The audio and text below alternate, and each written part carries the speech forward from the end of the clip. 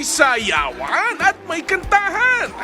Yan ang libreng pa-concert sa Malacanang nitong weekend. Siyempre, present dyan si Mr. President. Alay daw ang concert sa mga guro para sa nalalapit na World Teachers Day. Pero bago yan, may mga nag-zumba munang teachers. Idinaan na lang daw nila sa sayaw ang hirit na dagdag sahod sa mga guro. Hindi kayang pagtakpan ng gobyerno sa pamamagitan lamang ng mga pakonsyerto ang tunay na kalagayan namin. Kung totoong makaguro ang ating gobyerno, dapat ay makikita ito sa pagbibigay niya ng prioridad sa education. Pagpupugay po sa lahat ng teachers!